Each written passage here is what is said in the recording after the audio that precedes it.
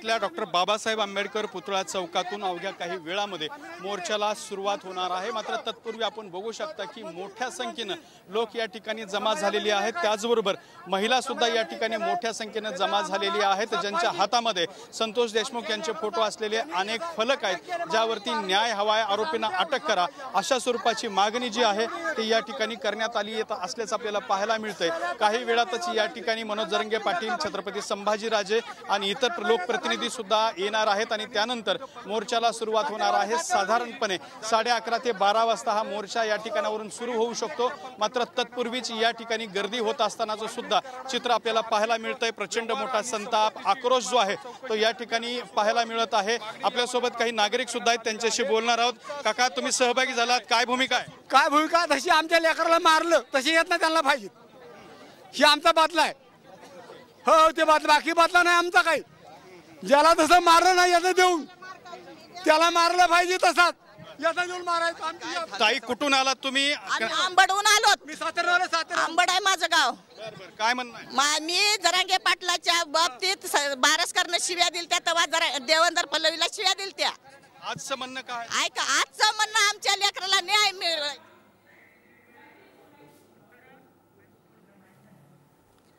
तर आता मोर्चाच्या ठिकाणी नेते देखील पोहोचत आहेत। संदीप क्षीरसागर देखील या ठिकाणी पोहोचले। डॉक्टर बाबासाहेब आंबेडकर चौकामधून हा मोर्चा निघणार आहे, त्यासाठी आजूबाजूच्या परिसरातले नागरिक जे आहेत ते देखील इथे पोहोचलेले आहेत। दोन दृश्य आपण या ठिकाणी पाहतोय। पुन्हा एकदा जाऊयात आमचे प्रतिनिधी दत्ता कनवटे यांच्याकडे। दत्ता, स्थानिकांच्या नेमक्या भावना काय आहेत? नेते आता या ठिकाणी पोहोचलेले आहेत का?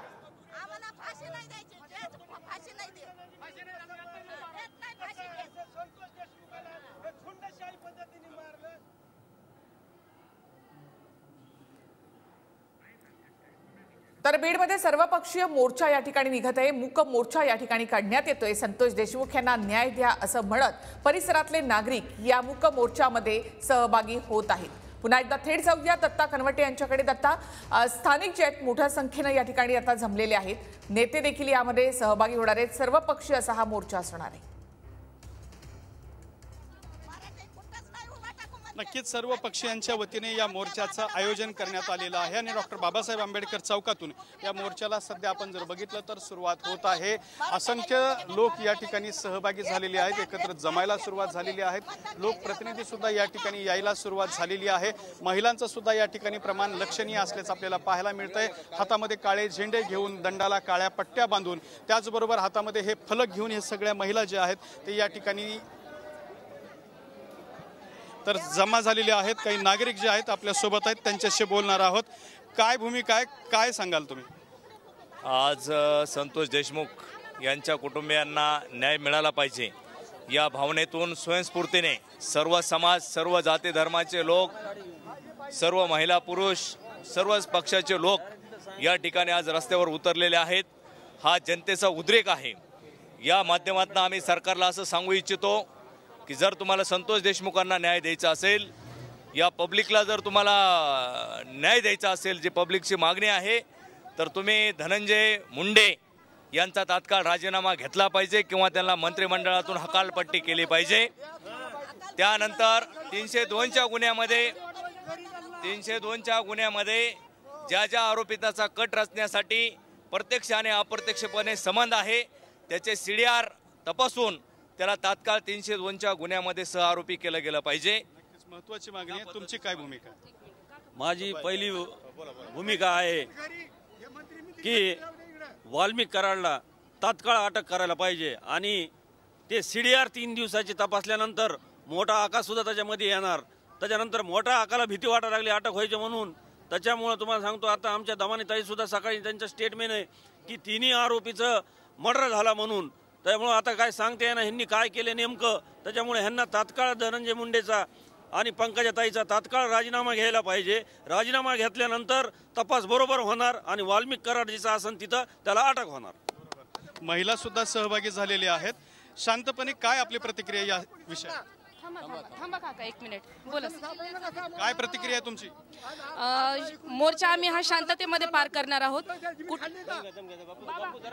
तर अशा पद्धतीने या ठिकाणी लोक आक्रमक सुद्धा होताना पाहायला मिळतात। पुन्हा एकदा बघू शकतो आपण की मोठ्या प्रमाणात या ठिकाणी लोक जमा झालेले आहेत आणि व्यक्त सुद्धा होत आहेत।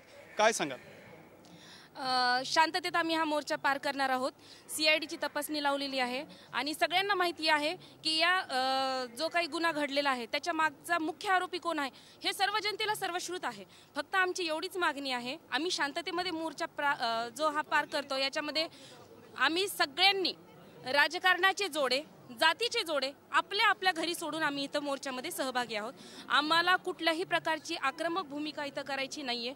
मुख्य आरोपी जो आहे त्याला कडक कारवाई, कडक शिक्षा ही झालीच पाहिजे. कडक कारवाई, शिक्षा झाली पाहिजे असं म्हणतायत. एक वयस्कर बाबा सुद्धा या ठिकाणी आलेले आहेत. बाबा शांतपणे तुमची प्रतिक्रिया सांगा. शांत. नाही, आमच्या समाजामध्ये आम्ही वर्ग खालच्या पातळी एक आहेत. आम्ही जात भेद नाही, आम्हाला काही माहिती जात कुठलीही माहित नाही आम्हाला.